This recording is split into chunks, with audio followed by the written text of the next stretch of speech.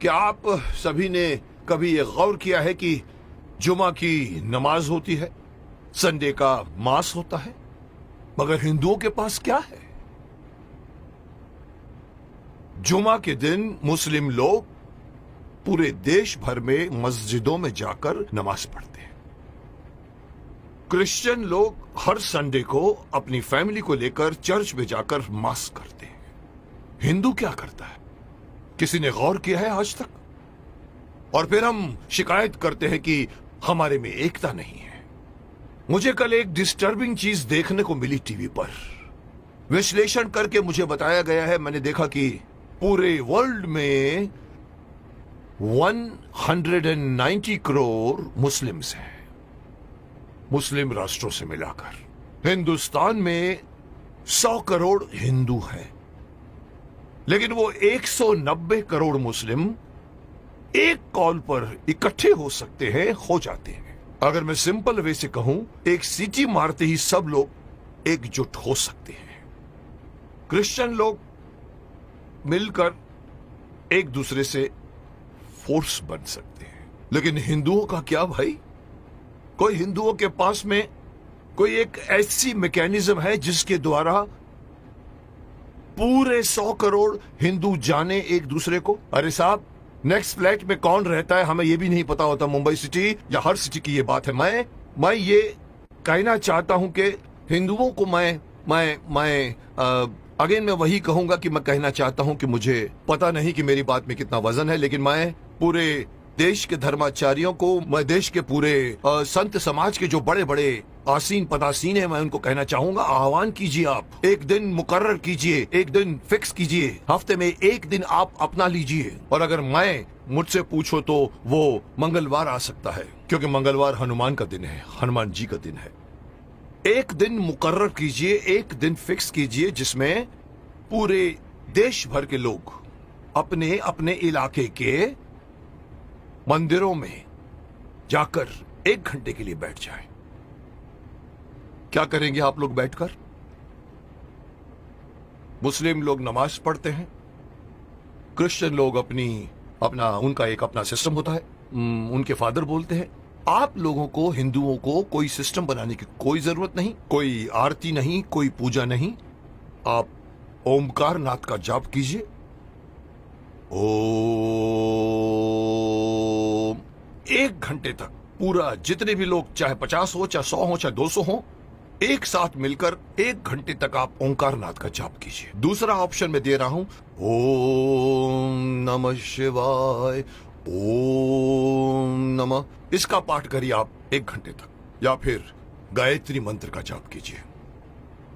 अब आप देखिए मैं क्यों इस बात को उठाना चाहता हूं, क्योंकि हमारे हिंदुओं में ये एक बहुत बड़ी मान्यता है कि अपने आप को बहुत सहिष्णु मानते हैं और कहते हैं हिंदू हमारा धर्म, हमारा हिंदू समाज अपने धर्म के प्रति जागरूक नहीं है, अपने धर्म के प्रति पूरी तरह से कमिटेड नहीं है। धर्म कहते हैं हमारा हिंदू धर्म धर्म नहीं है, हमारा धर्म जो है वे ऑफ लाइफ है। मैं हमेशा से मना करता हूं, धर्म था, है और रहेगा। और जब तक आप इसको अपना धर्म नहीं मानोगे, तब तक आपके अंदर कभी भी एकता नहीं आएगी, कभी भी आपके अंदर मोटिवेशन नहीं आएगा, कभी भी आपके अंदर फोर्स नहीं आएगा। इसलिए मैं चाहता हूं कि सारे हमारे पूरे देश में आप इमेजिन कीजिए कि एक साथ पूरे देश में आप एक टाइम फिक्स कीजिए। मेरे हिसाब से रात को 7 से 8 बजे का टाइम फिक्स कीजिए।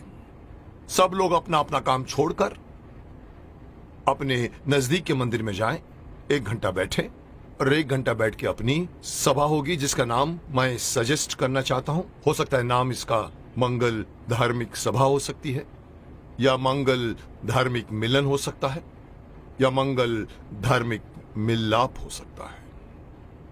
आप लोग वहां जाइए। हर हिंदू, मैं अगेन बात करना चाहूंगा, इसमें बौद्ध भी आ जाते हैं, सिख भी आ जाते हैं, जैन भी आ जाते हैं, उनको भी आना पड़ेगा, उनको भी साथ में आना पड़ेगा, क्योंकि 100 करोड़ में उनकी गिनती होती है। उन सब लोगों को अगर ये आदत पड़ जाए, हर मंगलवार रात को 7 से लेके 8 बजे मुझे अपने परिवार वालों को लेकर, साथ में बच्चों को लेकर जाइए और मंदिर में जाके बैठ जाइए। एक मेडिटेशन की तरह से आप लोग बैठकर वहां पर एक सभा कीजिए। उसका नाम मैं देना चाहता हूं मंगल धार्मिक सभा। या मंगल, मांगलिक, मिलाप या कुछ भी नाम रखा जा सकता है। जैसे मुस्लिम कैसे नमाज कहते हैं, क्रिश्चियन उसे मास कहते हैं, आप उसे मंगल मिलाप कह सकते हैं। वहां आइए, आप देखेंगे आपका पूरा देश, आपके पूरे देश के 100 करोड़ हिंदू कितनी जल्दी एक दूसरे के साथ एकजुट हो जाएंगे, जिसका इस वक्त, इस कॉन्टेम्पररी आजकल आप देख रहे हैं जिस तरह के माहौल बन रहे हैं, उसमें हमारे हिंदुओं पर लोग एक तरह से हंसते भी हैं। उनको पता है कि ये लोग कोई मिलने वाले नहीं हैं। लेकिन अगर ये होना शुरू हो जाएगा तो आप सही अपने इर्द गिर्द के लोगों को सिर्फ जानोगे नहीं, पहचानना शुरू कर दोगे।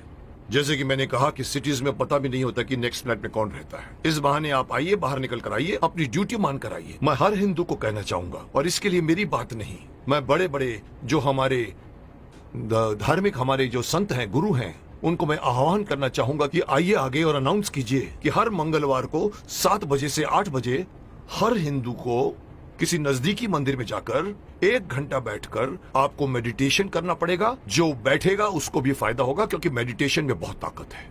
और दूसरा फायदा यही है कि आप लोग मिलोगे, एकता करोगे। और इस वक्त हिंदू समाज का एकता में आना बहुत ही अत्यंत आवश्यक है। मैं नहीं बताना चाहता, लोग सब समझते हैं कि मैं क्या बोलना चाहता हूं, लेकिन हिंदू समाज बटा हुआ है। जुट और नंबर्स में ताकत होती है। ये हिंदू से निकलकर सिख, ये बौद्ध, ये जैन, इस बहाने साथ में आइए, क्योंकि आप पहले हिंदू हैं, उसके बाद में आप सिख हैं, उसके बाद में आप बौद्ध हैं, उसके बाद में आप जैन हैं। मेरी एक छोटी सी गुजारिश है कि मैं अपनी तरफ से सलाह देना चाहता हूं कि देश भर में कुछ ऐसा कानून बनाया जाए। ये कानून के दायरे में हो या पता नहीं धार्मिक दायरे में हो, लेकिन ये किया जाए, और तब जाकर दोबारा कोई ये नहीं कह सकेगा कि 100 करोड़ हिंदू बटे हुए हैं। क्योंकि हर मंगलवार को एक मांगलीय रूप से मिलते हैं और एक दूसरे के साथ आप बातें कीजिए, मिलते रहिए, लोग एक दूसरे को पहचानना शुरू कर दोगे, जो कभी नहीं करते आप। अंत में मैं हर हिंदू को इस बात से आगाह करना चाहूंगा कि अगर आप अपना फायदा चाहते हैं, अपने देश की भलाई चाहते हैं, अपने समाज की, अपने परिवार की भलाई चाहते हैं, तो एक होइए। और इससे आगे बढ़कर एक और बात कहना चाहूंगा कि धर्म को धर्म मानिए, यह मत कहिए कि वे ऑफ लाइफ है। और तीसरी बात, अपने बच्चों को अपने धर्म में इन्वॉल्व कीजिए। मैं अक्सर देखता हूं कि माँ बाप मंदिर में जा रहे होते हैं और छोटे बच्चे मम्मी से कहते हैं कि मम्मी मम्मी मम्मी मेरी सहेली मुझे खेलने के लिए बुला रही है, और माँ कहती जा। मत कीजिए आप। उस बच्चे का हाथ पकड़िए और बोलो चलो इस वक्त मंदिर जाना है। ये हर मुस्लिम करता है, ये हर क्रिश्चियन करता है, हिंदू क्यों नहीं करता? इसी का खामियाजा भुगत रहे हैं आप। बच्चों को बचपन से गीता पढ़ाइए, बच्चों को मंदिर लेकर जाइए। 1 घंटा या जब भी आप मंदिर में जाते हैं, विजिट करते हैं, बच्चों को साथ में लेकर जाइए, ताकि धीरे धीरे वो अपने देवी देवताओं को पहचानना शुरू करेंगे और एक हो जाएंगे।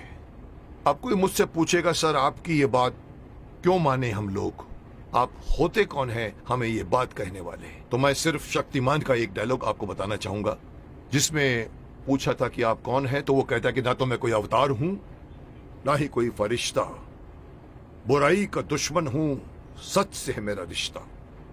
दुश्मन मेरे बुरे लोग नहीं, बुराई है। अगर बात मेरी मानोगे तो इसमें तुम्हारी भलाई है। तो आपकी भलाई के लिए कह रहा हूं, मान जाइए।